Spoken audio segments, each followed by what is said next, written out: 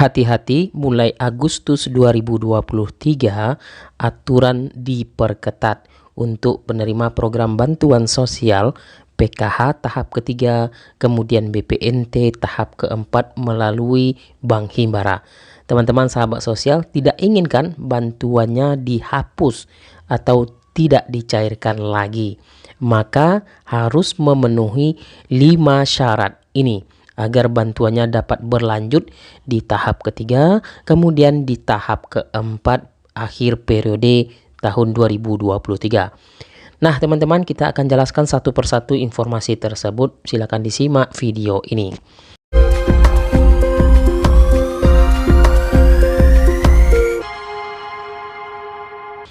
Assalamualaikum warahmatullahi wabarakatuh. Welcome di channel Dunsana Emril. Teman-teman sahabat sosial, kita update lagi informasi perkembangan program bantuan sosial. Teruntuk penjelasan di video kali ini yaitu untuk program PKH dan BPNT. Nah, teman-teman sahabat sosial, yang perlu diketahui perkembangan program PKH tahap ketiga dan BPNT tahap keempat apalagi melalui Bank Himbara periode Juli dan Agustus yang dicairkan 2 bulan, sama halnya dengan pencairan di tahap sebelumnya. Sebelum saya lanjut, bagi teman-teman yang baru join, tekan dulu tombol subscribe-nya dan nyalakan lonceng notifikasinya. Terima kasih yang selalu mensupport kami. Program bantuan PKH sama-sama kita ketahui merupakan bantuan bersyarat. Tentunya proses verifikasi dilakukan secara konsisten setiap bulannya melalui utusan Kementerian Sosial, baik itu melalui pendamping sosial, pejabat daerah seperti kelurahan, desa, dan beberapa utusan dinas sosial kabupaten kota. Nah, teman-teman, kita akan menjelaskan aturan ketat bulan Agustus 2023 untuk penerima program PKH tahap ketiga, kemudian BPNT tahap keempat. Prosesnya tentu akan dicairkan bagi teman-teman yang memenuhi syarat ini.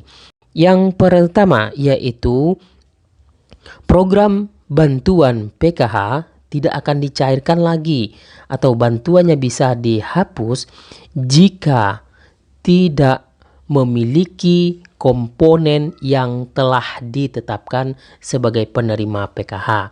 Artinya, sebagai peserta PKH harus memiliki komponen-komponen yang telah ditetapkan oleh Kementerian Sosial. Sesuai dengan tampilan di layar ini, ada 3 komponen yang harus dipenuhi. Yang pertama yaitu komponen kesehatan, meliputi ibu hamil dan anak usia dini. Kemudian yang kedua yaitu komponen pendidikan, meliputi peserta didik mulai dari SD, SMP, SMA, ataupun SMK sederajat. Komponen yang ketiga yaitu komponen kesejahteraan sosial. Artinya teman-teman meliputi penyandang disabilitas dan lanjut usia. Nah, 3 komponen ini harus dipenuhi oleh peserta PKH. Jika tidak memiliki komponen tersebut, maka bantuannya tentu akan dihapus dan digraduasi. Tidak lagi cair bantuannya di tahap ketiga tahun 2023. Tentu akan digantikan dengan KPM hasil cadangan, validasi data baru. Nah, teman-teman, itu untuk poin yang pertama. Selanjutnya untuk poin yang kedua, ini tidak kalah pentingnya, tidak memegang teguh komitmen yang telah ditetapkan oleh Kementerian Sosial. Tentunya program PKH ini memiliki aturan-aturan yang telah ditetapkan.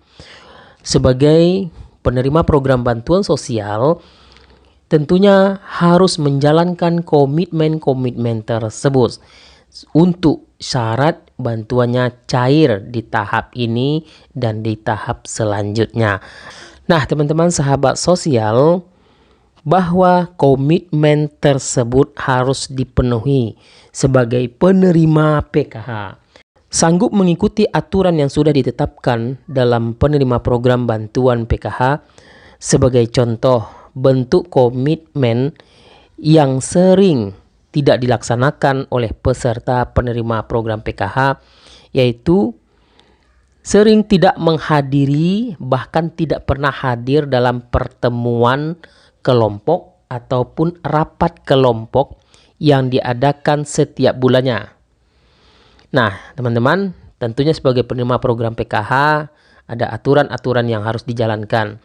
Pendamping sosial mengumpulkan peserta PKH, diajak berdiskusi, kemudian menyampaikan informasi terbaru oleh pendamping sosial. Itu yang dinamakan dengan perkumpulan kelompok atau rapat yang diadakan oleh pendamping sosial. Nah, itu salah satu poinnya. Jika tidak hadir dalam perkumpulan kelompok itu, jika tidak hadir dalam perkumpulan kelompok tersebut, maka ini poin sebagai yang dilanggar oleh penerima program bantuan PKH.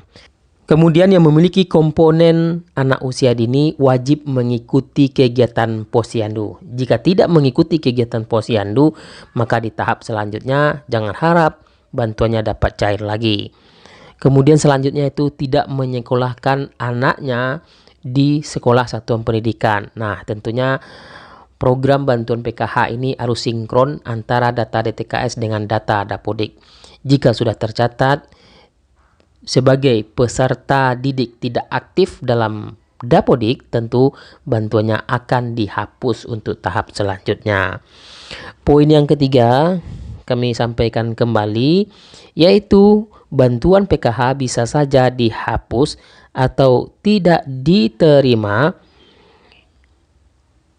jika penerima PKH tidak melaporkan atau tidak mengupdate laporan perubahan kategori yang diterima, sebab yang terakhir adalah sangat berdampak fatal kepada penerima program bantuan PKH.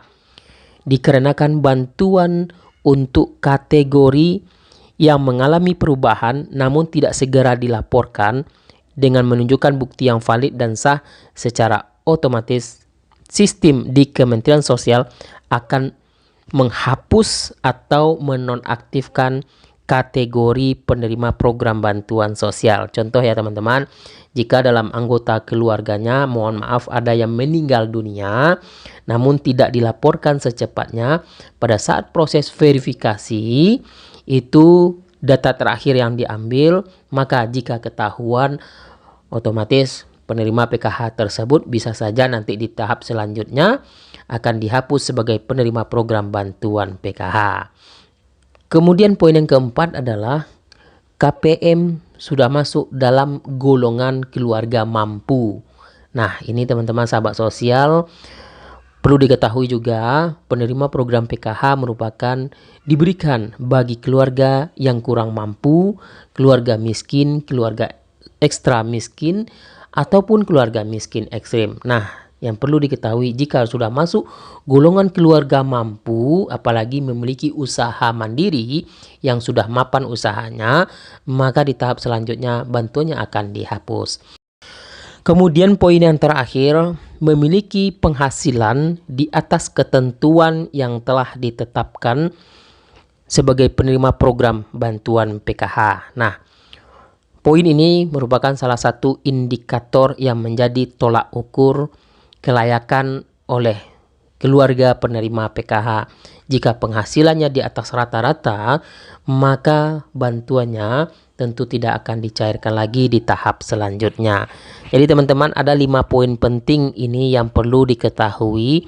Jika melanggar beberapa poin tersebut, bisa saja program bantuannya akan dihapus di tahap ini ataupun di tahap selanjutnya.